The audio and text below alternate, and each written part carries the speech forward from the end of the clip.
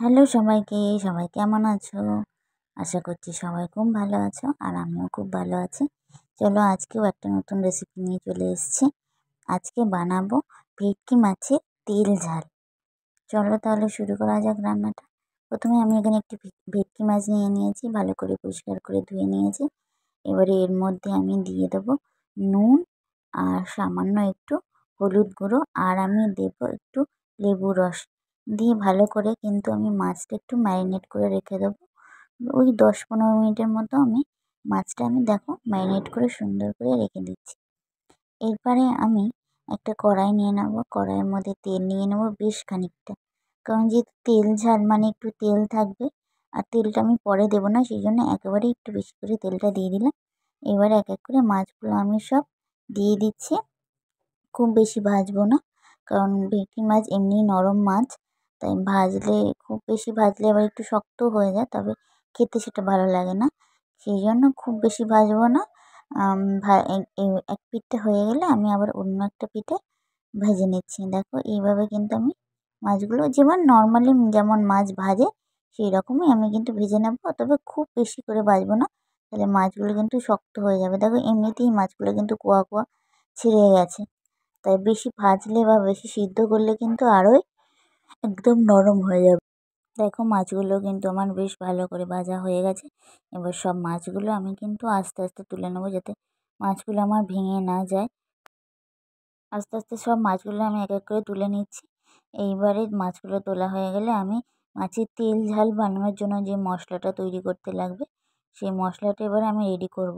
ওই কড়ার মধ্যে আর ওই তেলের মধ্যেই আমি দিয়ে দেবো পেঁয়াজ বাটা। এর মধ্যে এই রান্নার মধ্যে কিন্তু আমি পেঁয়াজ কুচি ব্যবহার করব না, এমনকি কোনো কুচো কোনো মানে মশলাই কিন্তু আমি ব্যবহার করছি না। আমি যা মশলা ব্যবহার করব সবই কিন্তু বাটা আর গুঁড়ো মশলা। প্রথমে আমি পেঁয়াজ বাটা দিয়ে দিলাম, তারপরে আদা রসুন বাটা, তারপরে টমেটো পিউরি দিয়ে আমি মশলাটা ভালো করে সুন্দর করে কিন্তু কষিয়ে নিচ্ছি, যাতে কাঁচা পেঁয়াজ আদা রসুনের গন্ধটা না থাকে। সেই জন্য ভালো করে আমি একটু ভেজে ভেজে মতো নিয়ে নিলাম। এবারে আমি দেব স্বাদ মতো নুন আর হলুদ গুঁড়ো আর লঙ্কা গুঁড়ো। লঙ্কা গুঁড়োটা আমি একটু বেশি দিলাম, যেহেতু তেল ঝাল মানে একটু ঝাল আর তেলটা একটু বেশি বেশি লাগবে, সেই জন্য। তবে যে যেমন ঝাল খাও সেরকম দিতে পারো। লঙ্কা গুঁড়োর পরিবর্তে তোমরা কিন্তু ঝালের জন্য কাঁচা লঙ্কাও দিতে পারো, কাঁচা লঙ্কাও দেওয়া যায়। কাঁচা লঙ্কা দিলে আলাদা একটা ফ্লেভার আসে, সেটাও কিন্তু ভালো লাগে খেতে।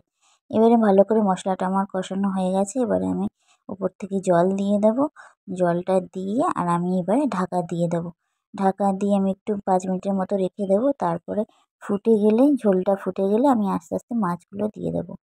দেখো আমি সুন্দর করে কিন্তু মাছগুলো দিয়ে দিলাম। মাছগুলো দিয়ে আমি আবার ঢাকনা দিয়ে রেখে দেবো, যতক্ষণ না জলটা একদম ফুটে ফুটে শুকনো মতন হয়ে যায়, ততক্ষণ আমি কিন্তু মাছগুলোকে ফোটাবো।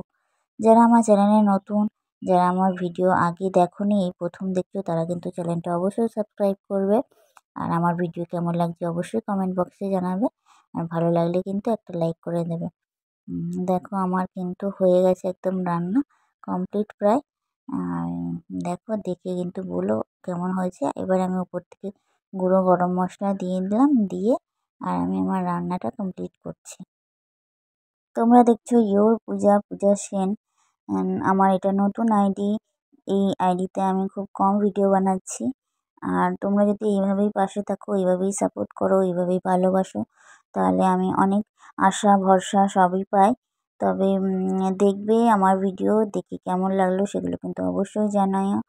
আর তোমরা কেমন ভিডিও দেখতে চাও, কীরকম রেসিপির ভিডিও, সেগুলোও কিন্তু জানাতে পারো। ভালো লাগলে একটা লাইক করে দিও, আর যারা চ্যানেলটা এখনও সাবস্ক্রাইব করোনি অবশ্যই চ্যানেলটা সাবস্ক্রাইব করবে। পাশে থাকা বেল আইকনটা অবশ্যই প্রেস করবে, যাতে আমার কোনো ভিডিও আপলোড করলেই তোমরা সাথে সাথে তার নোটিফিকেশান তোমরা পেয়ে যাও। তাহলে অবশ্যই বেল আইকনটা কিন্তু প্রেস করে রাখবে। আমার দেখো রান্না হয়ে গেছে ভেটকি মাছের তেল ঝাল। কেমন হয়েছে অবশ্যই জানিও। আবার দেখা হবে নেক্সট একটা ভিডিওর সঙ্গে। আজকের মতন টাটা, সবাই ভালো থেকো।